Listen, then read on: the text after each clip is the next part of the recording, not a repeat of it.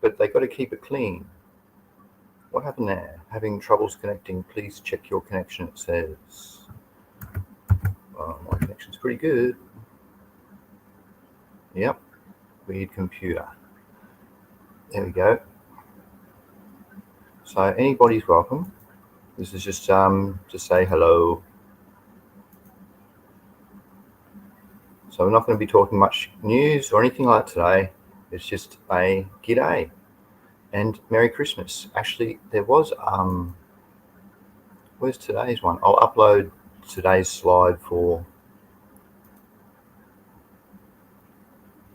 I'm going to go into it while I wait. So anybody's welcome.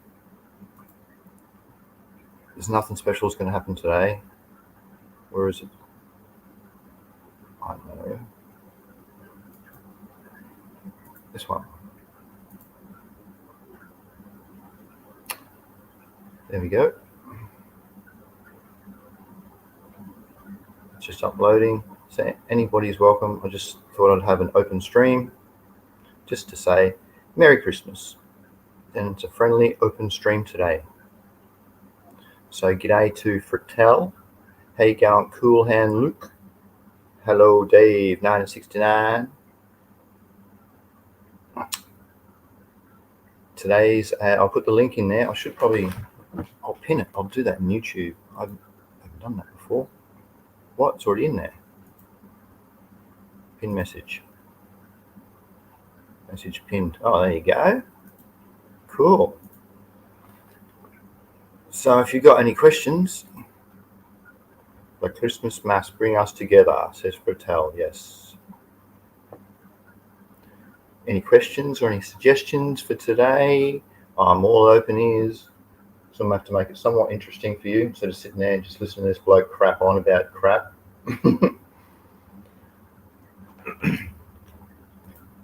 Cool Hand Luke says, good morning. Good morning, everyone.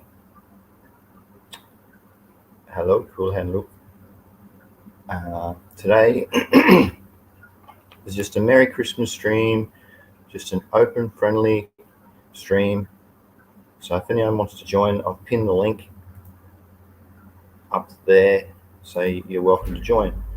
And won't be smoking on air or anything, it's just to say g'day. You can smoke out of the camera view, but yeah, welcome to say hello, like Momedics did. Cheers, everyone, says Momedics. No, Momenic Meds. Sorry, Mum-enic Meds. Momenic Meds. Still struggling. Very good. What else is there? Good morning, says Cool Hand Look. Well, I thought I'll give it probably 10 or 15 minutes at least. So we've been nearly 5. So if yeah, and just see how it goes. What can I do until then? Talk about or say how can I keep you entertained? Cool Hand Luke. Cool Hand Luke's just rocked in. Remember, it's a clean stream. Cool Hand Luke. G'day, mate. How's it going? Good, mate. Thanks for having me. All right. Yeah, it's just I prepared a few questions, but oh, okay. Yep, just a Merry Christmas with an open, friendly stream. Merry Christmas to you. Yes. I get it. Clean stream, professional stream. Absolutely. Oh, just friendly, just friendly, you know. So it's just no swearing and no smoking on the screen. You can duck out of it. Mm-hmm. But, yeah, for sure. Just no worries. There you go, mate. Were you good? How have you been? Thanks for having us, mate. Hey, like this is a bit of a world first. Appreciate this actually. Excited to be here. But I'm curious. Did you have any subjects that you wanted to start off today? Like keep it in a specific band? Okay, no, that's good. No, it went pretty good last week. It was just it flowed, and then all of a sudden some questions were asked and ended up sort of going around moisture. So that was how it was titled last week. So this week's just more so an open, friendly one for people to join. Like Vinny, if you want to come up, Vin, yo, how's it going? Yeah, it's just that's about it, mate. You can ask questions too. No worries, no worries. Well, I thought this being a new thing, I thought, well, if I'm going to sort of start anywhere, I should probably start chronologically. So I sort of based a few questions around seedlings, you know, and things like that. Because, right. and I guess, well, for a lot of us Australians, we're probably halfway through the grow, so it's you know, if anyone's growing, that is, so it's a bit out of topic, but I thought probably best to start at the start, you know. And because I guess I had a few questions. You know, there's something that's been bugging on my mind lately, and I guess Aussie, it's, you know, and I guess the Americans have a word for it, don't they? They call it bro science, you know. And there's bro science and there's grow science, you know. And sometimes you hear these conflicting things, and you think, well, what am I supposed to think, you know? And I guess the first question I have is based around that. You know, I keep hearing about these cotyledon leaves, you know. Yeah. And I was watching some of the seedlings and how they sort of develop differently. And there's a lot of confusion for me around the cotyledon leaves, because a lot of people will say that they don't photosynthesize, and others say they will, you know, and some that say they don't. They're just stored energy. You know, but from my observations, I think they do photosynthesize. Well said, mate. You're correct. Yes, right, because they've got to get to gain their chlorophyll. They've got to go through this photosynthetic process of using the sunlight and turning that into their energy, which produces the chlorophyll, which is the green pigments. So if you start them in the dark, it's called etiolated. That's the name of the seedling started in the dark, and it will come up with no chlorophyll pigments in it. It'll come up with white. Yeah. So that proves that. Etiolated, something like that. Yeah. How you going, Jeff? Yeah. So that's that proves that bit. Yeah, because you're right. You think about it. So they can't sprout without that, because it'll come up in the dark, and they've got stored energy that they can use to get them through that, but they want to photosynthesize as quick as possible, and that's going to, of course, continue their growth. Over. Yeah, no, I see that. Yeah, because any process that's slowed down when they're a seedling is pretty detrimental to their growth. And I guess as well, Aussie. Sorry, I do see that, like, and the other thing around the cotyledons is sometimes you see them die off early. Sometimes they can last till vegetation. Sometimes they've gone in the first week. Is there something that's sort of determines that? Over? Well, if they're not doing well, if they're not in the conditions that they like, they will start and not continue their metabolism. So yeah, it's just like a human baby. If you put it in shit conditions, it'll just whinge and carry on. And if you continue those conditions, it won't last. It's similar to the little seedlings. They're so fragile and futile that you have to treat them so carefully. And if they get out of that bracket, they will, unfortunately, not be good. Temperature is usually a main thing. Temperature and moisture. So you want to keep it always like a nice room temperature, 24°C, 26°C, up around mid-70s Fahrenheit, and they will pretty much do all right. And then it's the genetics, and then you also can get fungal infections. So you got to watch all the spores and things that are around in the environment, because the spores will multiply like 10 times as fast as plant cells. So that's why they can take over a lot quicker. Over. True. Something interesting, yes. Okay. And today, for everybody who's just rocked up, this is an open stream, so you're welcome to join. The link's up the top there. It's just to say Merry Christmas, and it's a friendly open stream, so we won't be carrying on with all swear words and showing all our weed stuff, but you can smoke off camera, and everybody is welcome. Do you have any other things that you would want to talk about, Cool Hand Luke? The notes all over. Yeah, I guess I had some seedlings that, and as I was watching some do, they all kind of started off. They popped the same day. For the first 2 or 3 days they were all kind of equal, but then the cotyledon leaves on 2 of them would die off, and then they just were stunted. Yeah, that's because it could be a genetic thing too, because some do like have mutant genetics, and they'll get out and they won't be in their right conditions, and they just bang. They're just the pathway they've gone down is a death pathway, and they'll lyse the cells and all sorts. Another thing too with the seedlings is that people who grow, if you source your seeds from an organic breeder, he will have biological control already in the seeds. So when it comes out, it'll have a lot better chance at starting. But if you get someone who's into the indoor cleanliness and they breed in those conditions, you'll have clean genetics. So it won't have anything. So if you've got anything in the air or anything around that's can get in there, and there's so much bacteria and fungi in the air right now, that can start and be in their favorable conditions and kick off as well. So that's something that you've got to watch where you source your seeds or your stuff from. Yeah, true. Because I was kind of pointing towards genetics, because they were all started off in the exact same environment, kind of thing. All the same medium. I was quite careful about it all, and to see such a variation after the first week, it's like, So yeah, that's interesting.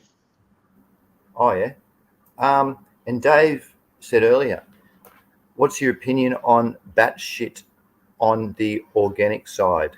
Bat guano is really good. It's high in phosphorus, and actually there's some other good stuff in it too. Here you go.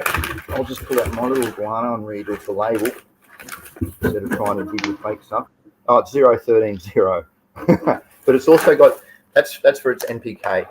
But for its trace elements, it's got 11% sulfur, 25% silica, and 26% calcium. So guano is really good. But bat guano, I don't really agree with, because it's sourced. It used to be really good back in the day because there was heaps of it. And now it's sourced in bad practices, because they're all the good places to get it from is all sort of gone. And a lot of sources, a lot of things that they're getting it from is not good. And they're using chemicals and stuff too, and not storing it well. And so seabird guano is the go. And that's what I support. It's a lot sort of better practice, and at least you're getting what you're getting. You're not getting extra chemicals or other stuff like that in it. So I hope that was helpful, Dave.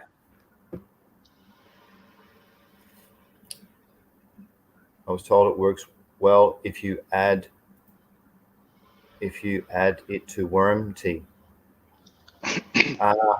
Yeah, anything that to worm tea is actually not anything. Jesus, any of that organic stuff will help. I do.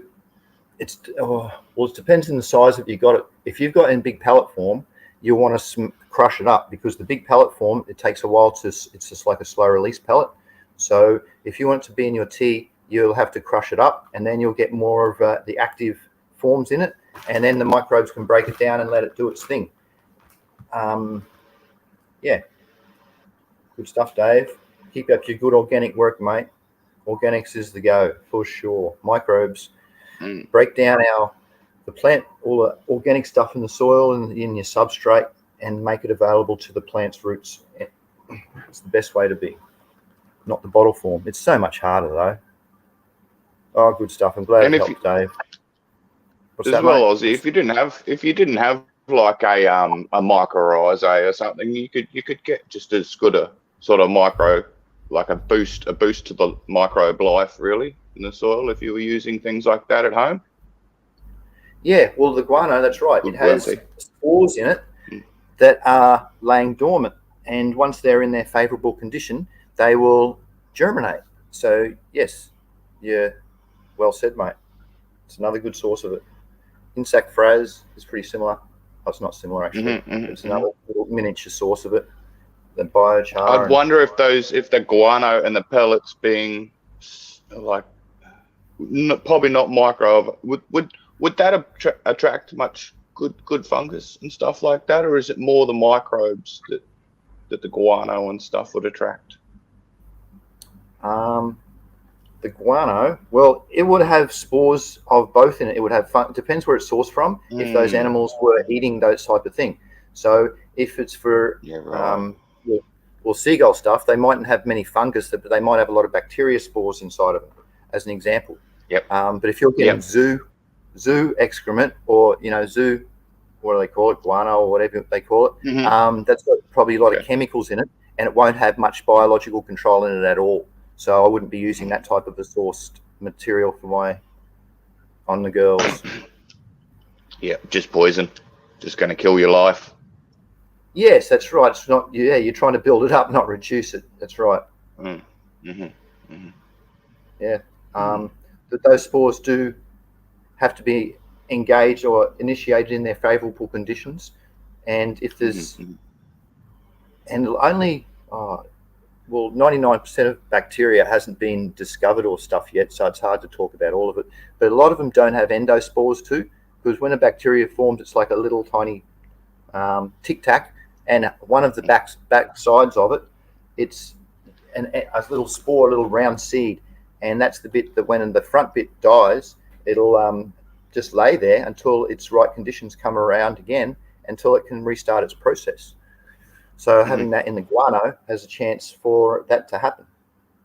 Hey, Aussie Autos, he uses bat guano and seagull poop. Yes. Nice. Hey, Autos. Hey, Mick. Hey, Mick, how you going, mate? We're just talking. Today's an open stream. It's just a friendly stream, just to say Merry Christmas. No topics in particular. We're talking about seedlings earlier and a bit of guano stuff now. But there's no particular topics, so anybody's welcome. The link's up there I pinned it in the chat. I was just asking because sometimes AussyCC, I think about the fungus and the bacteria, and the way I saw it, and now I don't know if it's correct, but the way I saw the picture is the fungus is doing the job for the bacteria, and then the bacteria are breaking down what the fungus have done, and then feeding it to the plant. But I'm not sure. Is that correct? Is that how I should think about it? Well, fungus breaking down larger pieces, and then the bacteria breaking down their stuff. Well, they all do different. That's a pretty good question. They all do different things. They like there's sulfur reducing microbes. There's nitrogen fixing bacteria. They've got an electron donor and electron acceptor where they've got to go and accept an oxygen, for instance, and then they'll transform a nitrate into a nitrogen, to a nitrite into a nitrate. Nitrosomus does that in the ammonium fixing process, the Haber-Faber process. But back to it, the fungus also, they branch out, so they're like an extension of your roots. So they will source out different types of elements, and then they can pass it along through their hyphae and through their system, and then they can pass it directly to the roots. So that's a good source of the helpful for the fungi. This is hard to summarize, fungus and bacteria. And some bacteria do feed on the fungi too, so it can be a source of nutrition for them. Like you said, the fungi is a really good saprophyte, so it'll break down everything. So it can be seen as to break down multiple big things very fast because it spreads fast. Where bacteria, its lifespan is a dot. You put a piece of pencil on a bit of paper, and that's the lifespan of a bacteria, is that dot, unless it's transported or vectored around somewhere. So it's not very much. And they have that single task what their genetics is built for them to do. But they're definitely needed, because you need to, like you said before, they have to transform the stuff transform the organic matter into what the plant roots want. And usually the plant roots, in its exudate form, it'll put out signals to what it wants. So then these things will be passed on, and these signals, oh, you want this? All right, I'll exchange some protons for some nitrogen type thing, or whatever it's saying. So the microbes, they do, and they talk through quorum sensing, it's called. That's how microbes communicate. Yeah, it's quite fascinating. Is that like chemically, is it? Yes, chemical sensing. What was the word? How'd you say it? Quorum, Quarum, sensing. Quorum sensing. Yeah, okay. And actually, boron is an element that helps improve their communication. I've done a few micro courses. Yeah, right. The trace element. Huh? Yeah. That's interesting. And back to chat. How you going, Monty? I see Monty rocked up. G'day, Monty. Hey, Monty. Nice to see you, Monty. This is just a g'day chat. It's an open stream, just to say Merry Christmas and how you going. And not many and no swearing. Just a friendly thing. Everybody is welcome. And we're just going through just a bit of chit chat, really. Oh, here we go. Links. Monty says, if you have a good cover crop like legumes, they suck nitrogen from the air and put it into the soil. Yeah, they form root nodules, which is these little round things in the roots, which house the nitrogen, and it's an anaerobic form of nitrogen, because I thought, why can't I just get them and cut them and then breed it out and, use it? So, but it is a form of nitrogen. So you want to have that sitting in the soil dormant. So when the roots go down, it's easy for other microbes to transform it from that process to the process that the roots want. Usually nitrate or ammonium, the two forms that the plants like. So if you have a good, legumes, well said, Monty. Legumes are rad to plant off season because that's what they do. They'll build the soil back up to make it heaps of nitrogen in it for when you plant again. Perfect. This bloke knows what he's on about. Look at him. Well said, Monty. Luke, links up the top too, Monty. Yeah, absolutely. Only way to be, hey. Soils to go.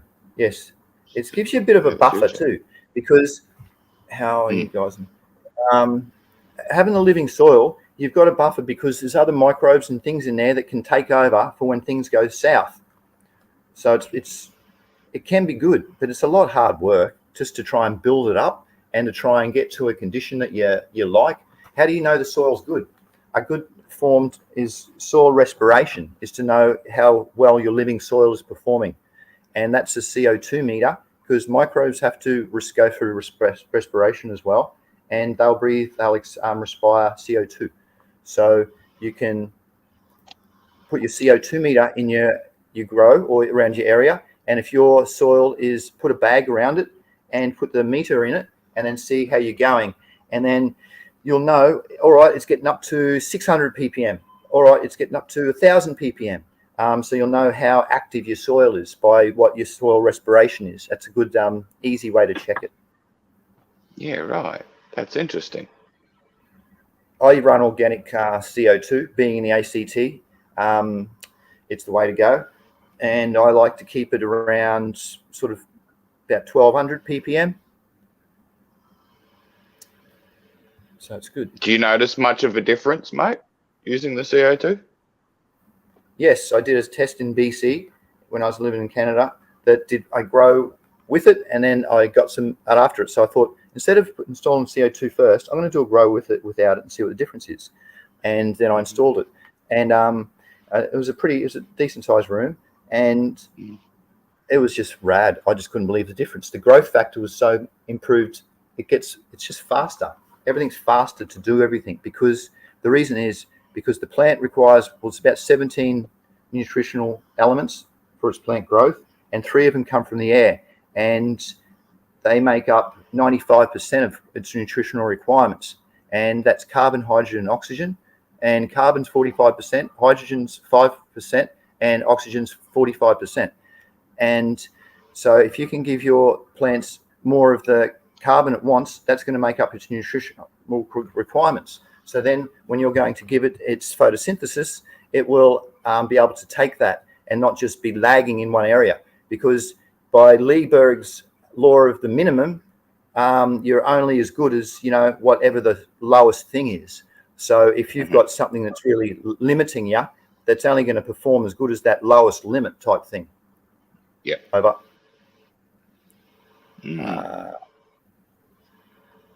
It's interesting. So what you're saying, you're only as fast as your slowest man, yeah. G'day, Monty. Merry Christmas, mate. And Merry Christmas, people. How are we all? Merry Christmas, Monty. Oh, okay. Interesting, Jeff. Hamos, how you going, Hamos? Banana farmer. He's into his soil. How you going? Hamos says, "G'day, lads. Living soil for me, compost, worms, castings, mycos, rain, water. That's pretty much it." Wow, you've got a chirped up good efforts there, Hamos Outdoors. That sounds really nice. Really good. That's what I enjoy about my worm farm now, because just now that it's really pumping and that, I'm about to add my last tier to it, so as big as it can, and in a couple of months I'll be able to harvest my first layer of castings. But the juice, the juice, it's just a tea, it's the perfect tea straight up all the time. Yeah, that's the gold. Tea, because it can go anaerobic if your castings aren't sitting on a slant. Make sure that you're on a tilt, because if they're on sitting flat, they will develop some anaerobic pockets there. And when you go and process the tea, like push the leachate through the vermicastings, and you'll get this liquid out the bottom, it'll have anaerobic stuff in it. And I'm speaking from experience, mate. So it's really important to. Wow. I always put my worm bins on a slant. Always have had it on a slant, mate, because it taps at one end, so you want it to go down that end quicker anyway. So. Yeah.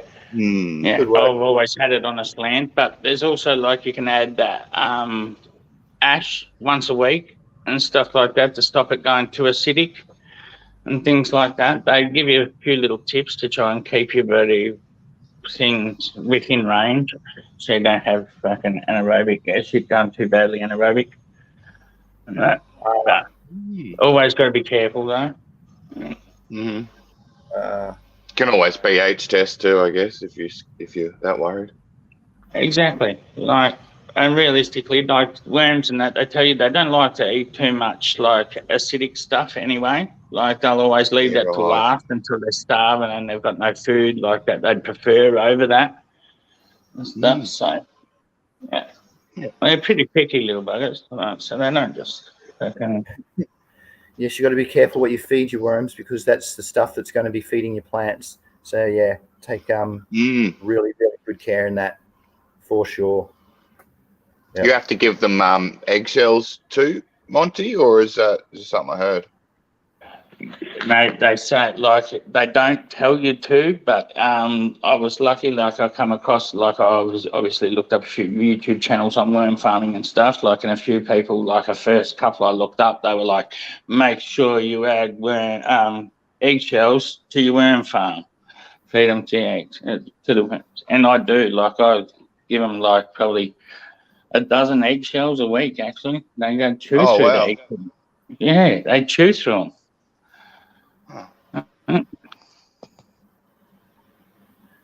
Hey, Jesuit Chronic, how you going?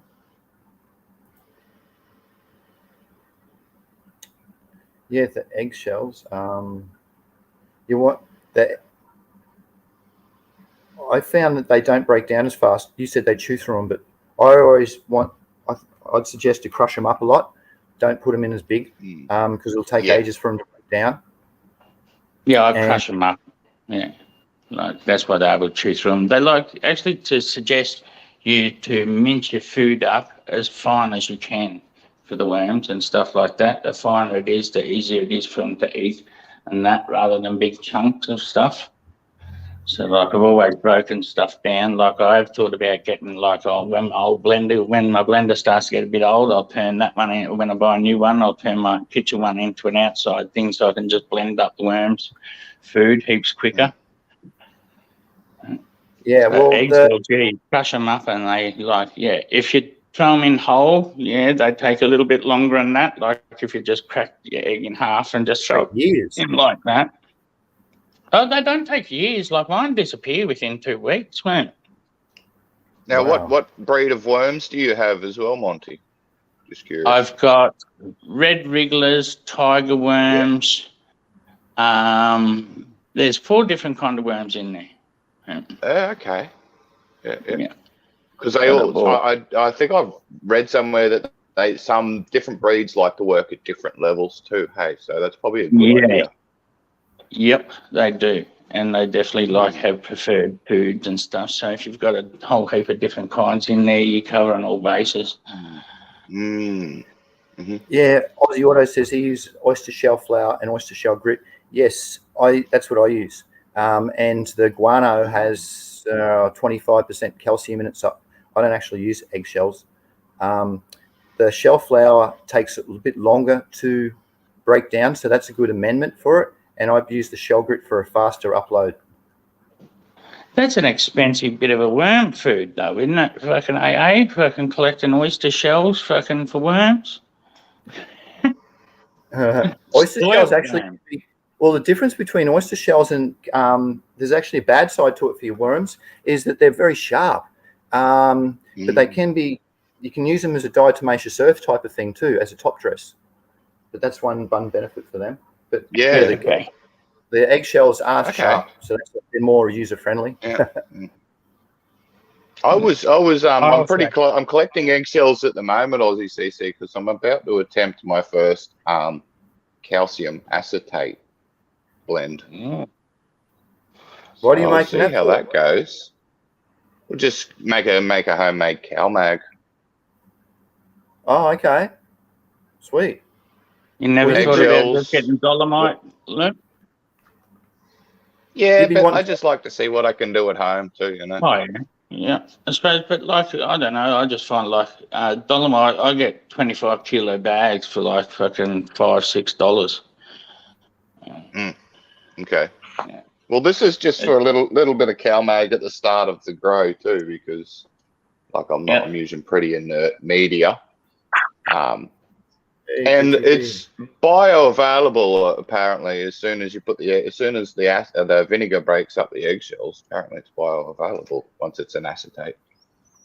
And then it's just a tablespoon of that to 4 liters of water and a tablespoon of calcium. What's the stuff you put in the bath? Magnesium, Epsom salts. Be careful what you don't use that in an irrigation system, because I remember from my micro irrigation engineering that calcium carbonate was the major cloggage of pipes. Crystallizes and precipitates something chronic. Yeah, right. That's a good one. Yeah. Be careful with that, or just do the experiment and see if you might have made somewhat of a blend that doesn't. But that's what it says in my literature, though. Yeah, right. Who else? PTP says, who else is on the panel? It's just Cool Hand Luke, myself, and Monty PTP. Aussie Auto says it's not for my soil, it's for the worm. Not for the worms, it's for the soil. Yes, he puts the. Yeah, I thought so. Yeah. Yeah, just to clarify. Eggshells. That's for oyster shells, is it? Is that oyster shells? He's not putting it in the worm farm, he's putting it into the soil. That's what I thought too, but because we were talking about worm farms, I thought maybe he was meaning worm farms. Yeah. That's right. But I was going to say, sure. when I bought my worm farm, they actually suggested like a power feed, right? They give a little recipe to make up a power feed for your worms, and it's like dolomite, flour. I'm not sure whether it was breadcrumbs as well.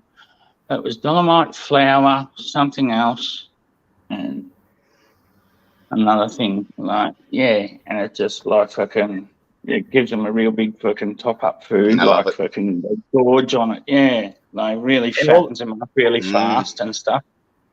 Don't forget the nitrogen source, the greens. They Oh yeah, choose obviously, that. always, yeah. Some sort of Mate, green I go leaf, around, Okay.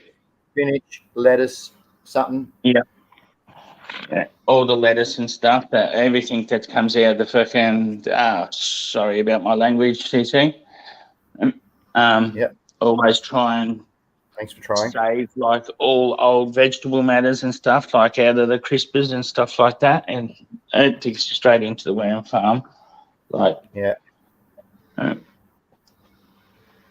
Yeah, worms are very, very beneficial. And the leachate, when you bubble up that, I'll tell you a little recipe that I use as when I'll take 1 cup per 5 litres.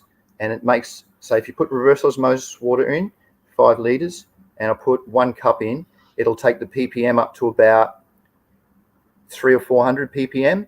And then I'll put my half a teaspoon at the most of molasses, non-sulfured molasses in, and then I'll put in my organic amendments. I'll crush some of them up and add in what I think's good at that stage, and then that will brew up for about 2 days, and then that will end up about 1,000 or 800 to 1,000 ppm, and then that's a general base on what I'll do, and then I'll see what other beneficials or what other amendments or what things need to be altered. For instance, the fungi, you can't put that in at the start of the teas because the spores germinate and they got nothing to germinate and they die because they just go into the water. So you put out all your beneficial fungi in right at the end, like 20 or 30 minutes before I'm going to go and give them a feed.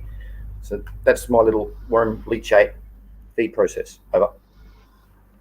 no good AA. I know, like fucking sometimes it's confusing fucking with the phone and that, but like, yeah, I sort of did think that you were meaning like, yeah, oyster shells in your soil and stuff like that, but yeah, because we were talking about worm farms, it just did throw me off a little bit.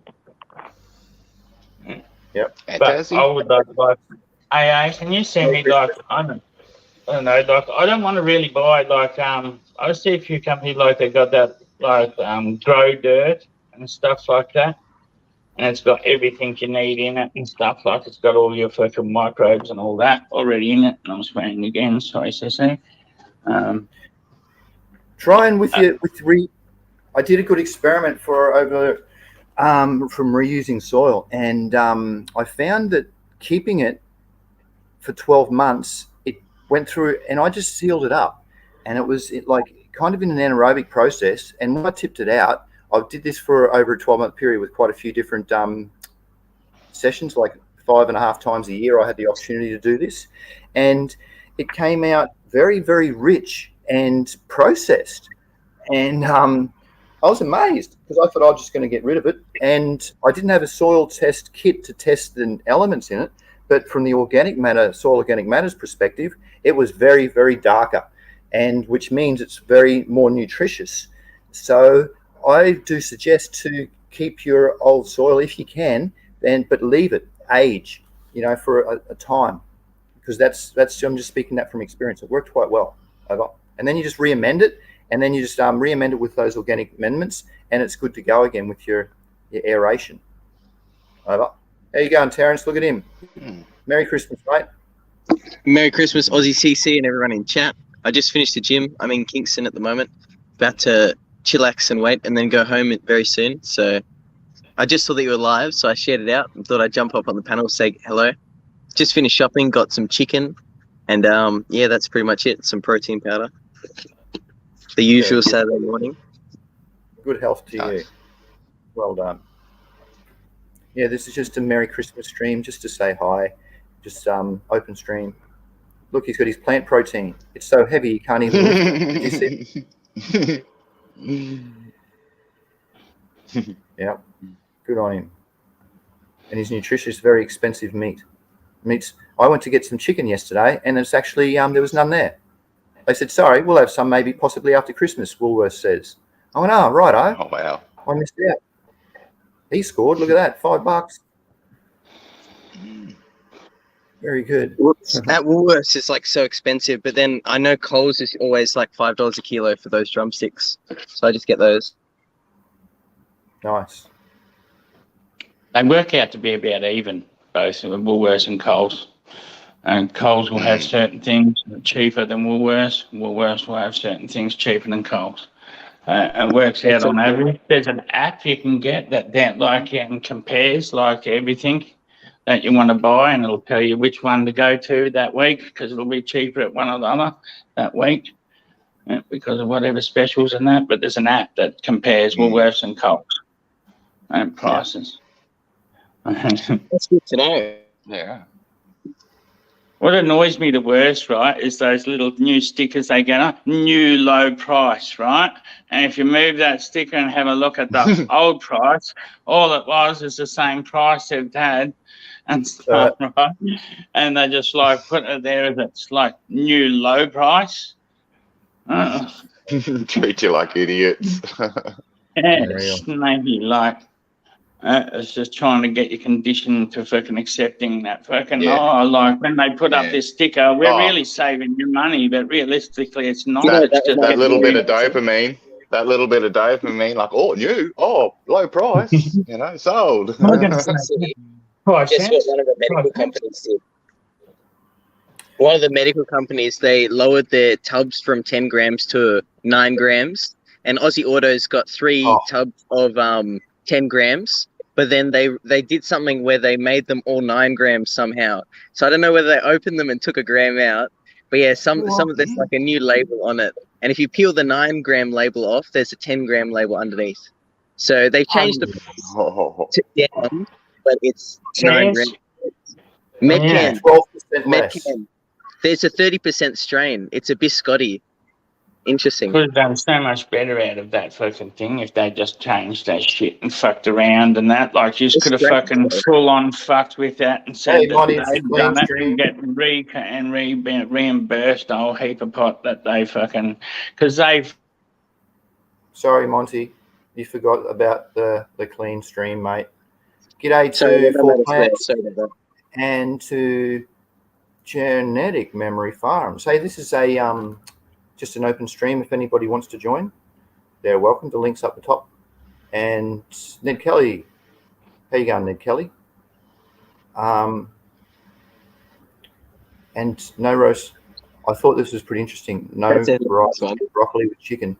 I have 8 vegetables with my rice and chicken every night, and I've done that for many years. I just vary the sauces. Yeah, wow. That's all I eat. And pineapple. You got to put pineapple in it. Yum. I always get a pineapple. Pineapple's a good one. When I went to Cambodia one time, they put like a curry inside a hold-out pineapple, and there's chunks of pineapple in it. They had, like, the dish was pineapple, like a cored pineapple, as weird as. Yeah, makes it good. I always leave the pineapple pieces to the end so I get a bit of a treat. So it makes my meal at least a bit tasty and nice because I'm not much of a cook. That's what the sauce is for. Yeah, that's right. Makes it good. Oh, there we go. The names. That's the way. So yeah, this wasn't going to run forever. It's just to say Merry Christmas to everybody. So if anyone wants to come up and say Merry Christmas, they're welcome, because we're going to be ending it pretty soon.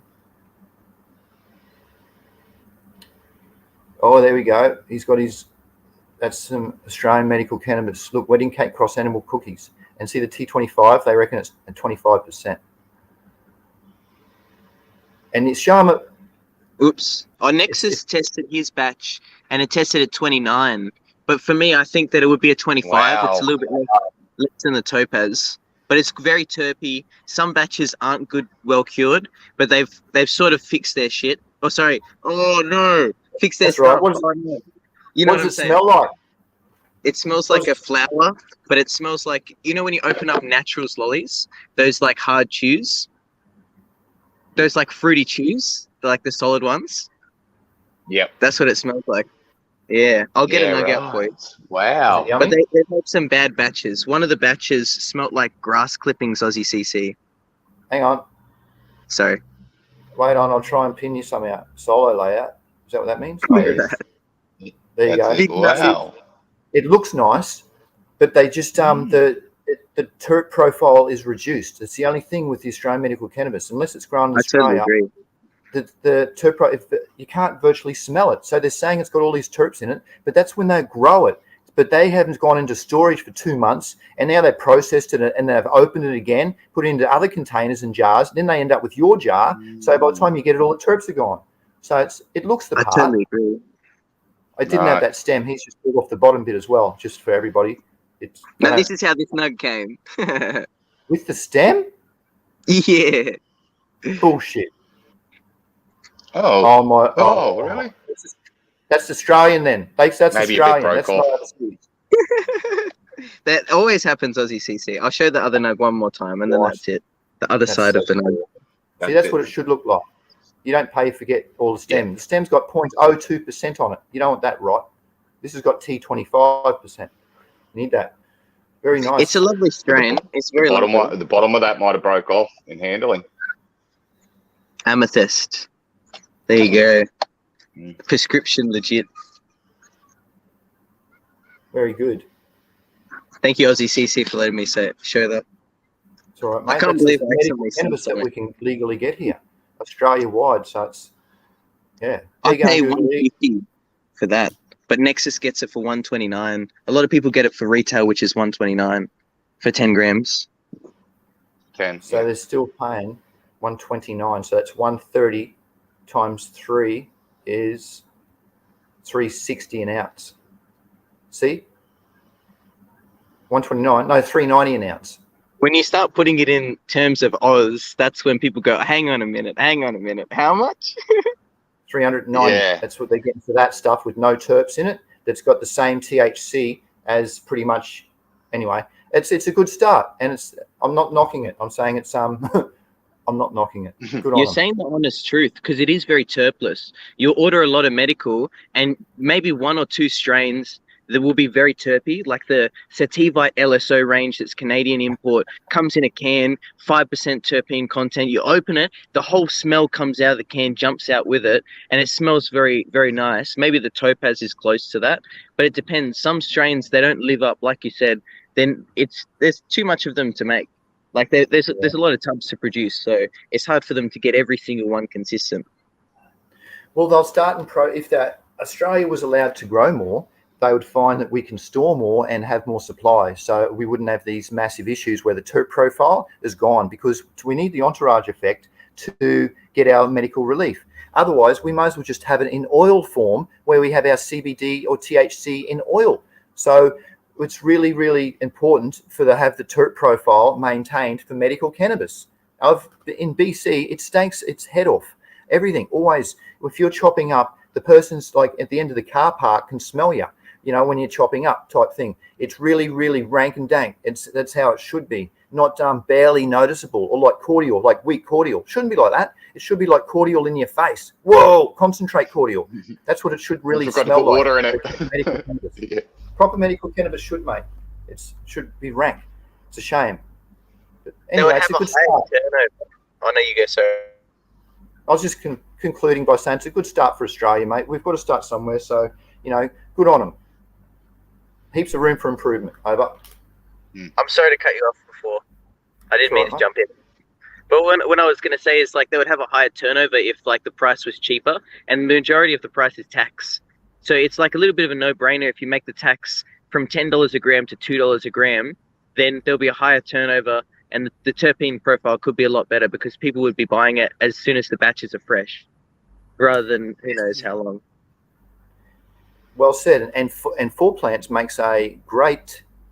This is going to be good. So he says some companies have started putting Bevitas inside of their packs, so to keep the terps better, but it stops drying it out. Well, I'm sorry, but if they've already volatilized off the terps to start with, you can't bring them back because they're gone. So they might be able to keep them at that good retainable moisture, so it's not going to dry out. But that's true. When the old school thing was, if you open up a big bag and smell and the terps have gone, someone's rehydrated it because they're trying to keep it up. It's a good thing that they're putting the Bevita backs in because it does try, but they've got to have the terps there to continue on with. Mm-hmm. Oh well. And if the moisture content is good in the product, like once that container's sealed, you know, I mean, the Bovita packs are great for once you've opened it and you're using it for a week, you know, and it's drying out every time you take the top off. But if it's cured properly, yes, they don't. Shouldn't need them. There's a lot of post-harvest operations that people can improve on. They put a lot of concentration into the growing of the plant and fine-tuning it, but not into the post-harvest operations, unfortunately. And there's, like you've seen, there's heaps to retain the terpene profile is 50% of it. You know, the cannabinoids they're always going to stay inside of it, but the terpenes are very volatile at different oxygen levels and different temperatures. Like even CBG is volatile, and with ocyamine, that's around 50 Celsius or 140 Fahrenheit. AussyCC, I have a question. What would you say is the average terpene percentage of like good Canadian weed, as opposed to like what we get here at the best? If you buy a Canby for 7 grams, is 5% terpenes, or if you get a bubble hash, it's 6.8% terpene content. So that sounds pretty interesting. The average is about 3 to 4%, I'd say, from my experience. I used to go into the dispensaries, and that's how I learned what cultivars I like, that I agree with me. Then I probably had I spent many thousands. So I'd probably gone through at least 100 different cultivars, and then I've tried friends over there, probably 20 odd. So I've gone through maybe at least 100, and that probably 3 to 4% would be the average terp profile, which is very, very high. When I smell mine now, I'll know, all right, like one of mine in particular, Pineapple Pink Death Bubba, is very high. It's a 3:1, and I'm rating that at, I think it's a 4% terp profile. And OG Dream was, I think, a 5% terp profile, but mostly it's about a 2% profile that I'll have. And the ones that I've smelt of medical cannabis, I wouldn't call them even in a percent. It's lower than a percent terp profile because I'm struggling to smell it.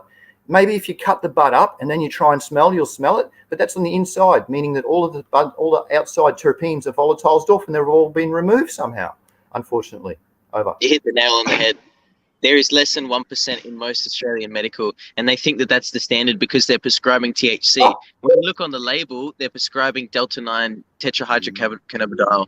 They're not prescribing terpenes, and I can't remember who it was. Someone, I think it was Frattel, said the government doesn't recognize them as active compounds in some way or something along those lines when they're prescribing, which is weird, isn't it?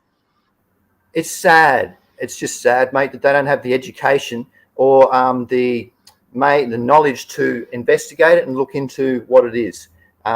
This has been discussed on LinkedIn quite a few times. I've joined this conversation, added my little bits about the entourage effect, how important it is, because you can go and might as well just go and use CBD or THC then. Get it out of your RSO or of, your Sativex or your Epilex that the government have made. And that's what they want to try and promote, is their synthetic stuff that is now banned in 3 states in the US. So it's all about marketing, mate. And unfortunately, you have to believe or understand the science behind it and not listen to marketing, which the government does very well. Over. Yes. Hi, Nexus. Just wanted to say hi to Nexus. Anyone else in this too? Yes, hello, Nexus. Good day. All right, well, I reckon after legalising, what's this downhill? Oh, yeah. After legalising, the quality has gone downhill. It's packed and not sold till months after. Yes, and now because they've know how the amount of it in Australia is being used so much, they're importing more and it's sitting around for more. So you're going to get this is going to be happening for quite some time because we haven't got the ability to go and just get it willy-nilly or from the Australian local producers. It's all going to be mostly imported and it's going to sit around because these import licenses aren't handed out. There's only a handful of people who got them in Australia. So they're just built up massive amounts now, and you're going to get that in the next few months as well. So, yeah, the government will keep telling you about the terp profile, probably the way, but anyway, you know about terpenes. They're very important. Otherwise, why do people use lavender? Why do they use rosehip oil? Why do they use those things? So are they saying that essential oils don't work? Is that what they're saying now by that? Over. Mm.